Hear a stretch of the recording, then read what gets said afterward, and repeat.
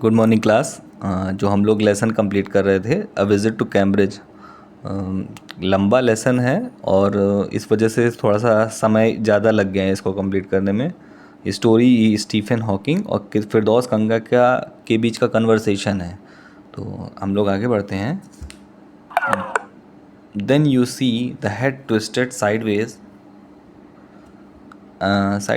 into a slum. The torso shrunk inside the pale blue shirt, and the wasted legs. You look at his eyes, which can speak still, and they are saying something huge and urgent. It is hard to tell what. Then you see, फिर आप देखते हैं the head twisted sideways. जो Stephen Hawking है वो अपना सिर को थोड़ी धीमे धीमे, स्लम्प मतलब किसी भी चीज़ को धीमे धीमे करना, साइडवेज एक तरफ से दूसरी तरफ ले जाते हैं, sideways. The torso shrunk inside the pale blue shirt. Torso होता है जो धड़ होता है, शरीर में जो मेन हिस्सा होता है, जो हम लोगों का हाथ और पैर, इन सबको या सिर, इन सबको छोड़ के जो मेन हिस्सा होता है बॉडी पार्ट, है ना, तो वो होता है टॉर्सो। श्रंक मतलब सिकुड़ जाना। Inside the pale blue shirt, जो शर्ट पहने हुए थे हल्की ब्लू रंग कलर की, उसके अंदर ऐसा लग रहा था कि उनका जो शरीर है उसके अंदर छिपा जा रहा है, दबा जा रहा है। द वेस्टेड लेग्स, उनके जो पैर थे वो वैसे भी काम नहीं कर रहे थे, तो उसको उन्होंने इसलिए कहा है कि वेस्टेड मतलब जो ख़राब हो रहे थे, एक्चुअली पहले से ही ख़राब हो चुके थे। You look at his eyes which can speak still. और अगर आप उनकी आंखों की तरफ देखेंगे तो ऐसा लगेगा वो अभी भी कुछ कह रही हैं। स्टिल का मतलब अभी भी कुछ कह रही हैं। And they are saying something huge and urgent, और वो कुछ ह्यूज बड़ा कह रही हैं, और अर्जेंट का मतलब है कि जो चीज़ आवश्यक है, नितांत आवश्यक है, उनको कहना चाह रही हैं उनकी आंखें। It is hard to tell what, लेकिन ये मुश्किल है कि वो क्या चीज़ है। But you are shaken because you have seen something you never thought could be seen. और यू आर शेकन, और आप हिल गए हो पूरी तरीके से, बिकॉज क्योंकि यू हैव सीन समथिंग, क्योंकि कुछ आपने ऐसा देख लिया है, समथिंग कुछ ऐसा देखा है, यू नेवर थॉट आपने नहीं सोचा था कभी, कुड बी सीन कि आपने कुछ ऐसा देख लिया है जो आपने कभी सोचा नहीं था कि आप देख लेंगे। What do you think is the best thing about being disabled? I had asked him earlier, मैंने उनसे पहले पूछा था। I had asked him earlier, मैंने उनसे पहले पूछा था कि what do you think is the best thing about being disabled? क्या आप सोचते हैं, व्हाट डू यू थिंक, क्या आप सोचते हैं इज़ द बेस्ट थिंग, बेहतरीन चीज़ है, अबाउट बीइंग डिसेबल्ड। डिसेबल्ड का मतलब होता है कि जैसे जो आप काम नहीं कर पा रहे हो, आपके विकलांग होने पे या दिव्यांग होने पे, आप इसमें क्या अच्छा है। I don't think there is anything good about being disabled.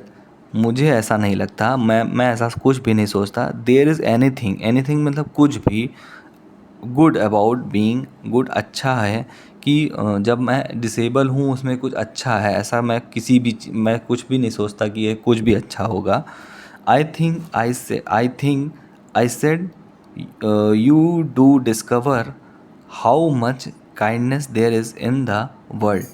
I think मैं सोचता हूँ, आई सेड मैंने बोला, जो फिरदौस खंगा थे वो बोलते हैं कि मैं सोच रहा हूँ कि I think you do discover, आप ऐसा कुछ खोज लेते हो, आप ऐसा खोज लेते हो, हाउ मच काइंडनेस, कि कितना काइंडनेस है, कितनी दयालुता है, there is in the world, इस दुनिया में कितनी दयालुता है। जब आप विकलांग हो, आप काम नहीं कर पा रहे हो, जब तो लोग आपसे बहुत सारे सिंपैथी, बहुत सारे काइंडनेस, बहुत सारी हेल्प आपको करने को तैयार होते हैं, तो यही आप डिस्कवर करते हो, वो ऐसा बोल रहे हैं। Yes he said, it was a disadvantage of his voice synthesizer that it could convey to inflection no shades or tone। हाँ, वो बोलते हैं इट वॉज आ डिसएडवांटेज, क्या वो उसको एडवांटेज की तरह नहीं लेते हैं, वो कहते हैं कि ये एक डिसएडवांटेज है, एक हानि नहीं है, एक लाभ नहीं है, एक हानि ही है। और ये उनका वॉइस सिंथेसाइज़र जो होता है वो रिफ्लेक्ट करता है कन्वे, बिना किसी इन्फ्लेक्शन के, बिना किसी भाव के, बिना किसी शेड के, कोई भी वो इस तरह का मानवीय, क्योंकि मशीन होता है तो इस वजह से कोई भी मानवीय गुण वो दिखाता नहीं है। No shade, no tone. I could not tell how much enthusiastically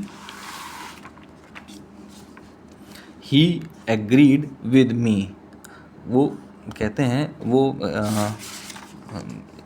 as and I could not tell how enthusiastically he agreed with me. और मैं नहीं जानता कि वो कितनी खुशी से मेरे साथ एग्री करते हैं इस बात को लेके। Every time I shifted in my chair, हर बार मैं अपनी चेयर पे शिफ्ट करता था और turn my wrist to watch the time, और अपनी कलाइयों को ट्विस्ट करता था ताकि मैं समय देख सकूं। I wanted to make every one of our 30 minutes count. I wanted, मैं चाहता था कि to make every one of my, मैं अपने जो 30 मिनट्स उनको समय दिया गया था 3:30 से 4 के बीच में, मैं उस चाहता था कि उसका हर मिनट काउंट हो, मतलब हर मिनट का मैं यूज़ कर सकूं। इसलिए I felt a huge relief, मैं एक बड़ा रिलीफ महसूस किया, and acceleration in the possibilities of my body.